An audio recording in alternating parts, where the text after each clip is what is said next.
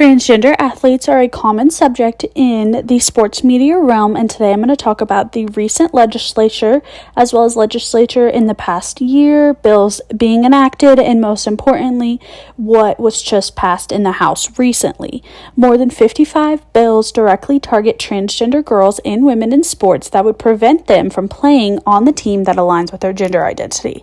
Let's go to ABC News, as well as the Speaker of the House and the Minority Leader, to hear what they have to say about it. So the Republican-led House of Representatives passed a bill today banning transgender women from competing in school sports. The legislation, called the Protection of Women and Girls in Sports Act, would actually stop schools and colleges from allowing athletes whose biological sex assigned at birth was male to compete on women's sports teams. 20 states have imposed similar limits on trans athletes at the K through 12 or collegiate level.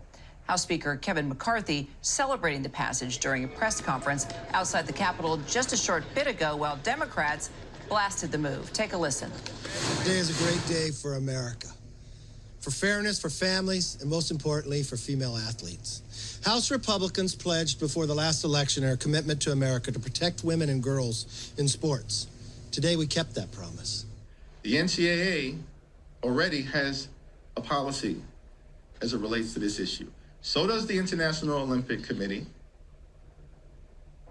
So does the Track and Field Association. And many high school athletic associations have this issue addressed. So what this is about, again, extreme MAGA Republicans doing everything possible to jam their right-wing ideology down the throats of the American people.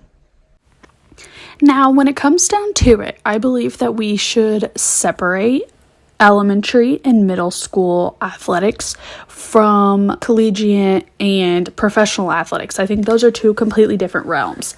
Elementary schoolers and middle schoolers who just want to play with their friends and have a good time, they don't need all these rules and regulations and laws and political agendas being taken out on their childhood.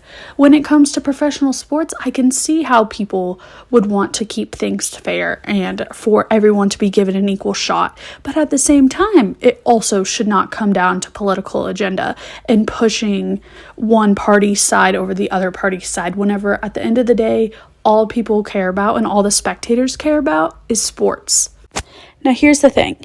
Anti-trans sports bans risk further marginalizing young people who already face tremendous challenges when it comes to their gender identity.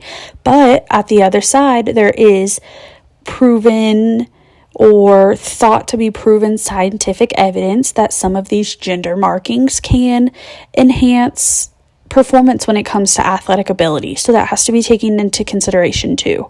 Although that the bill we were previously talking about, we know that it won't pass in the Senate, it doesn't mean that there aren't other bills and laws being taken through the systems and of checks and balances. We don't know that those won't pass. We already know there's an NCAA swimmer who has had her titles revoked and been blasted all over the news because she won a title. And we also know that the track committee has decided that transgender women will not be allowed to compete in that category.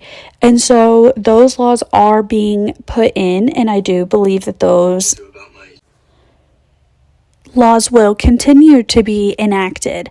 But when it comes down to it, we're all just sports fans. We're here for that. That's what unifies us. That's what unifies political parties and all these different things is sports. And I hope that we all will continue to think about that and consider that. And at the end of the day, these are all just athletes chasing their dreams, and they deserve the same opportunity as the person next to them, whether they're trans or not. And I think that we should listen to the academic councils who are making these plans and not necessarily the politicians who have motives behind it.